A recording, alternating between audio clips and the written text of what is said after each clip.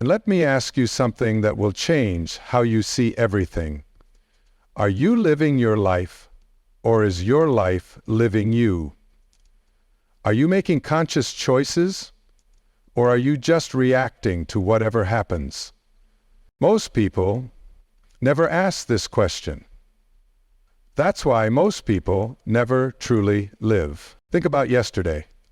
How many of your responses were actually choices? How many were just automatic reactions? That conversation that upset you, that worry that consumed your afternoon, that moment of anger in traffic, were you choosing those responses, or were they choosing you? What if the ancient philosophers discovered something so powerful, so transformative, that it could free you from the emotional prison you've unknowingly built around yourself? Today we're going to explore 7 Stoic laws. Not theories, not feel-good platitudes, but practical principles that have sustained human beings through war, loss, betrayal, and every form of suffering imaginable. You see, most people live their entire lives as victims of their circumstances. They react, they blame, they wait for the world to change before they can be happy. But there's another way. The Stoics understood something profound about human nature, something that modern psychology is only now beginning to validate. They knew that your perception creates your reality, not the other way around. Let me ask you something. Have you ever noticed how 2 people can experience the exact same event and have completely different reactions? One person gets fired and falls into depression. Another sees it as liberation. One person faces a health scare and becomes paralyzed with fear. Another uses it as a wake-up call to live more fully. Same event, different perceptions, different outcomes. This isn't positive thinking. This is something far more sophisticated. It's about understanding the fundamental difference between what happens to you and what you make it mean. The first Stoic law is this: you cannot control what happens to you, but you have complete control over how you respond. Think about this carefully. Right now, as you listen to these words, there are countless things happening in the world that you cannot influence. The weather, other people's opinions, the stock market, political decisions, your past mistakes. But here's what you can control: your thoughts about these things, your emotional reactions, your decisions about what to do next, your interpretation of what these events mean for your life. Most people spend 90% of their mental energy trying to control the 10% of life that's actually controllable. They exhaust themselves fighting reality. They argue with what is. They resist what has already happened. This is psychological suicide. Let me tell you about Mandy. She spent 3 years angry at her ex-husband for leaving her. 3 years. Every day she would rehearse the injustice. She would tell anyone who would listen about what he did wrong. She would fantasize about him apologizing, about him realizing his mistake. 3 years of her life gone. Then one day she realized something that changed everything.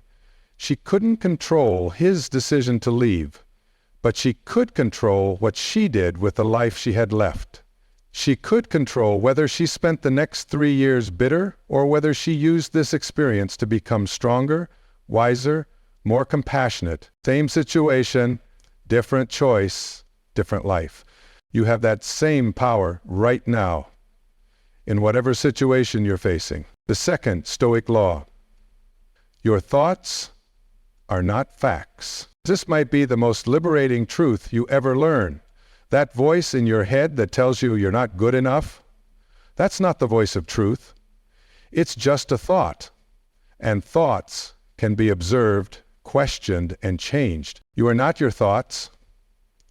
You are the awareness that observes your thoughts. Right now, notice what's happening in your mind. Are you judging these ideas? Comparing them to what you already believe? Planning what you're going to do later today? That's your thinking mind. It never stops. It comments on everything. It creates stories about everything that happens. But here's what most people never realize.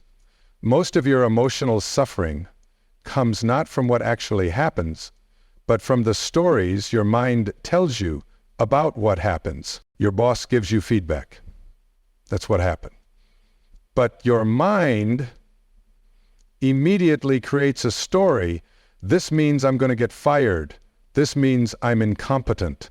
This means I'll never succeed in my career. None of that is what actually happened. That's just your mind's interpretation. And here's the beautiful thing. You can learn to separate what actually happens from the story your mind creates about it. This takes practice. It takes awareness. But it's completely possible. The third Stoic law, acceptance is not resignation. This is where most people get confused. They think accepting what is means giving up, becoming passive, letting life happen to them. That's not acceptance, that's resignation. True acceptance means seeing reality clearly, without denial, without fantasy, without the emotional distortion that comes from wishing things were different. When you accept what is, you stop wasting energy fighting reality. You stop exhausting yourself with resistance. And from that place of clarity, you can take intelligent action. Think about it this way. If you're lost in a forest, the first step is not to panic about being lost. The first step is to acknowledge where you are, to accept your current location. Only then can you figure out how to get where you want to go. Denial keeps you lost. Acceptance gives you a starting point. I once knew a man who spent years denying that his marriage was over. His wife had told him she wanted a divorce. She had moved out, she had filed papers, but he kept believing that if he just tried harder, if he just changed enough things about himself, she would come back. He couldn't accept the reality of what was happening. Finally, after 2 years of emotional torture, he accepted that his marriage was over. Not because he wanted it to be over, but because it was over. That acceptance didn't make him weak. It made him free. Free to grieve, free to learn, free to build a new life. The fourth Stoic law. Pain is inevitable. Suffering is optional. Life will hurt you. That's not a possibility. That's a guarantee. You will lose people you love. You will fail at things that matter to you. You will face disappointment, rejection, and betrayal. This is the human condition. But suffering is different from pain. Pain is what happens to you. Suffering is what you do to yourself after the pain arrives. Pain says, this hurts. Suffering says, this shouldn't be happening. This isn't fair. Why me? What if it gets worse? What if I can't handle it? Pain is temporary. Suffering can last a lifetime. When you understand this distinction, everything changes. You stop adding psychological suffering to inevitable pain. You stop fighting reality. You start dealing with what is instead of tormenting yourself with what should be. The fifth Stoic law. You are responsible for your life, not your circumstances, your life. This is perhaps the most difficult truth to accept, because it means giving up the story that makes you a victim. It means acknowledging that regardless of what has happened to you, you are responsible for what you do next. Your childhood shaped you but it doesn't control you. Your past influenced you, but it doesn't imprison you. Other people may have hurt you, but they cannot determine your future unless you let them. This isn't about blame. This isn't about pretending that injustice doesn't exist or that all outcomes are equally possible for everyone. This is about power. When you accept responsibility for your life, you reclaim your power to change it. Let me be clear about something. Taking responsibility for your life doesn't mean taking responsibility for everything that happens to you. You're not responsible for other people's choices. You're not responsible for random events. You're not responsible for systemic injustices, but you are responsible for your response to all of these things. The sixth Stoic law: focus on what you can influence. Your energy is finite. Your attention is limited. Every moment you spend focused on things you cannot change is a moment stolen from things you can change. Most people have this backwards. They obsess over what other people think of them. They worry about economic conditions. They stress about political outcomes. They ruminate about past mistakes. Meanwhile, they neglect their health. They avoid difficult conversations. They postpone important decisions. They ignore opportunities for growth. Here's a simple exercise that can change your life. Make 2 lists. On one list, write down everything you're currently worried about or frustrated by. On the other list, write down everything from the first list that you can actually influence. The second list will be much shorter than the first, but it will contain everything that matters. This is where you put your energy. This is where you focus your attention. Everything else is just noise. The seventh Stoic law: virtue is its own reward. This might sound old-fashioned, but stay with me. The Stoics believed that the only true good is virtue. Not success, not pleasure, not approval, virtue. What does this mean in practical terms? It means doing the right thing regardless of the outcome. It means being honest even when it costs you. It means being kind even when others aren't kind to you. It means being courageous even when you're afraid. Why? Because virtue is the only thing that's entirely under your control. And it's the only thing that creates genuine self-respect. You cannot control whether you succeed, but you can control whether you give your best effort. You cannot control whether others like you, but you can control whether you treat others with respect. You cannot control the outcome of your decisions, but you can control whether you make decisions based on your values rather than your fears. This is where real strength comes from. Not from getting what you want, but from becoming who you want to be. Now let me warn you about something. These principles are not easy to implement. Your mind will resist them. Your ego will fight them. Your emotions will rebel against them. This is normal. This is expected. This is part of the process. You have spent years, maybe decades, conditioning yourself to react automatically to circumstances, to blame others for your emotional state, to focus on what's wrong rather than what you can control. These patterns won't change overnight. But here's what I want you to understand. Every time you catch yourself reacting unconsciously, you have a choice. You can continue the old pattern, or you can choose a different response. Every time you notice yourself blaming external circumstances for your internal state, you can remember that you have the power to change your perspective. Gubatata il. Every time you find yourself suffering over things you cannot control, you can redirect your attention to things you can influence. This is not about perfection. This is about awareness.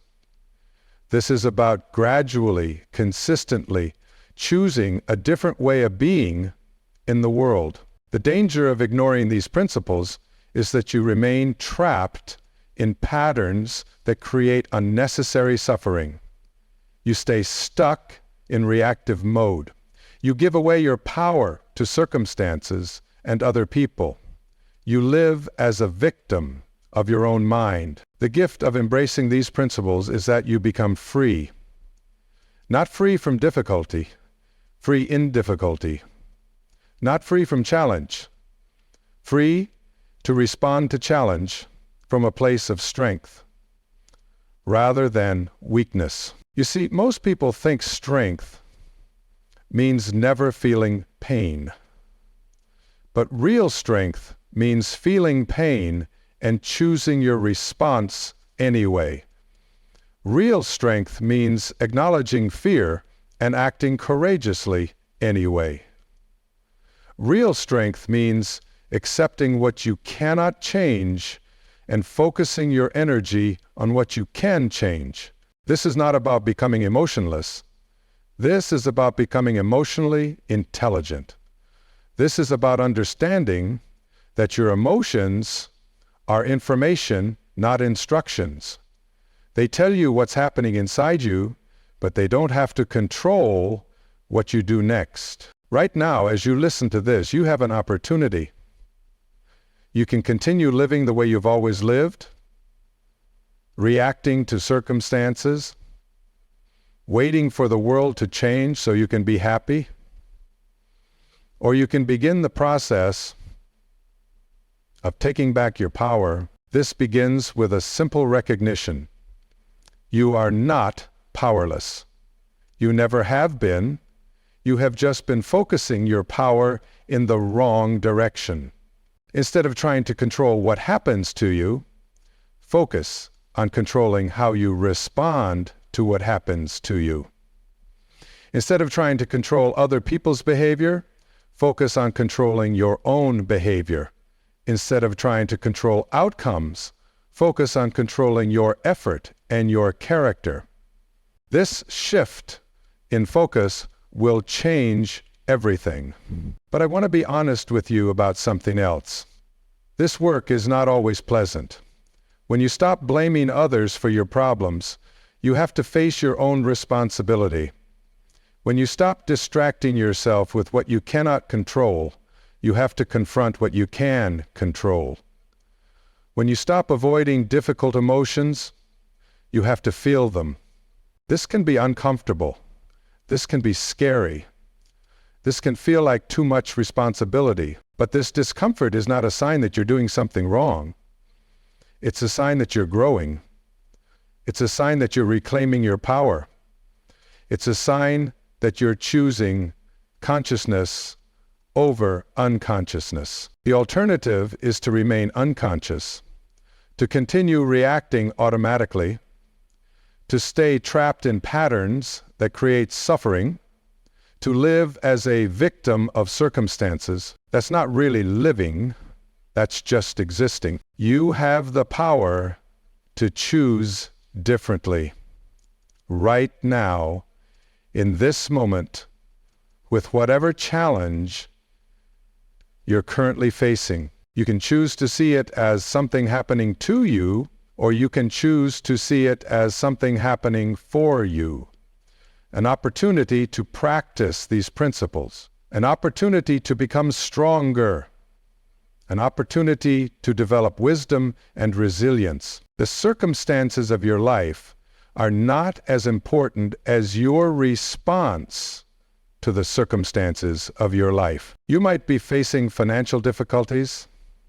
You might be dealing with health problems. You might be struggling in your relationships.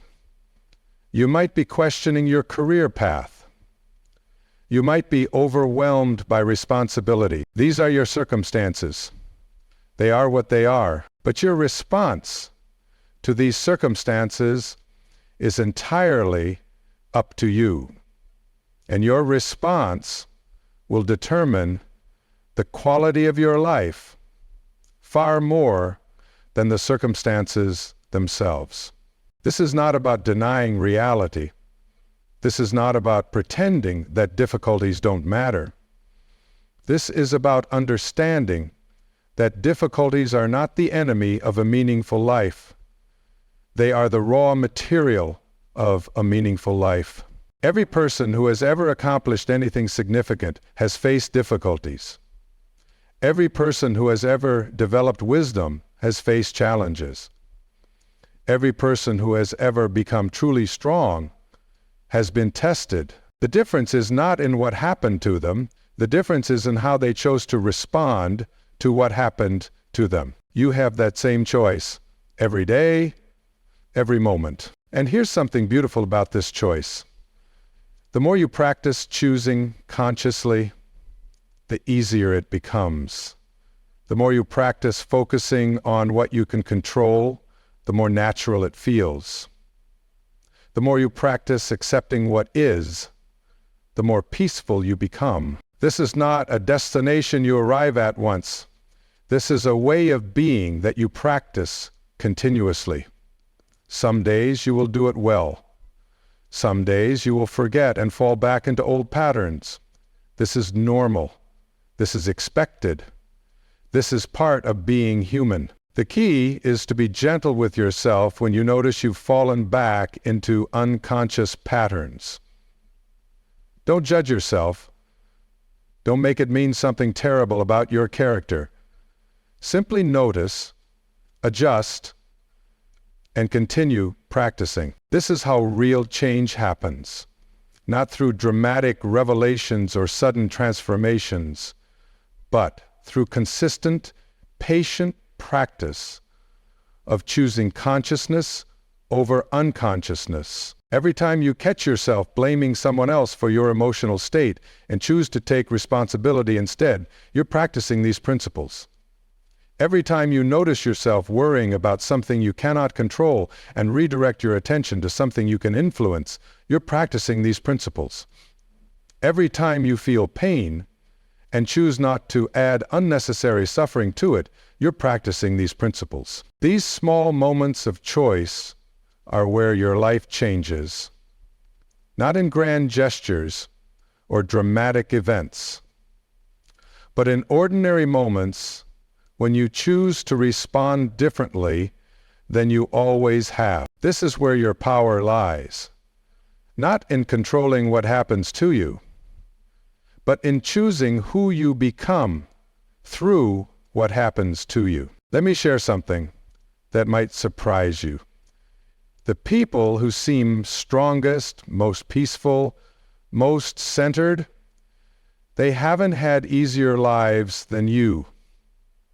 They've simply learned to work with reality instead of against it. They've learned that arguing with what has already happened is like trying to negotiate with gravity. It's exhausting, it's futile, and it keeps you stuck in the past while life continues moving forward. You see, there's a difference between what happens in your life and what you make your life about. What happens to you is largely random. What you make your life about is entirely your choice. Think about the people you most admire, the ones who inspire you. I guarantee you they've faced significant challenges, loss, failure, betrayal, disappointment, but they didn't let these experiences define them. They let these experiences refine them. They understood something crucial. Life isn't happening to you. Life is happening for you. Every challenge is an opportunity to practice these principles.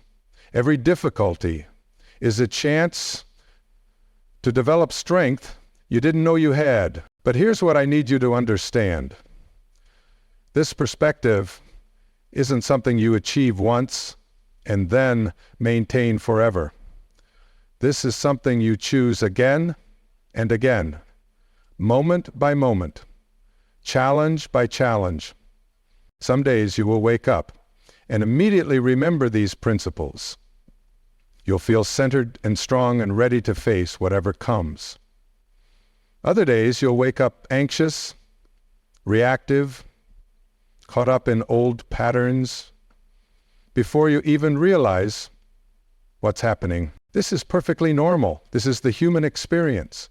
The goal isn't to never fall back into unconscious patterns. The goal is to notice more quickly when you do, and to choose differently. Or you grow and grow into different patterns. Recovery is faster than prevention. Self-awareness is more powerful than self-perfection. You are not a victim of your circumstances. You are not a prisoner of your past. You are not powerless over your future. But let me tell you what you are. You are a miracle of consciousness in a vast universe. You are the result of billions of years of evolution. You have survived everything that has ever happened to you. You have within you the same strength that has allowed humans to survive wars, famines, plagues, and every conceivable form of suffering. This strength isn't something you need to develop. It's something you need to remember. It's already there. It's been there all along. You've simply been looking for it in the wrong places. You've been looking for strength in circumstances aligning with your preferences, in other people's approval, in external validation, in the absence of problems. The real strength lies in your ability to remain centered regardless of circumstances, in your capacity to choose love over fear, in your willingness to act from your values even when it's difficult. You are a conscious being with the ability to choose your response to whatever life brings you. You are capable of learning, growing, and changing at any age and in any circumstance.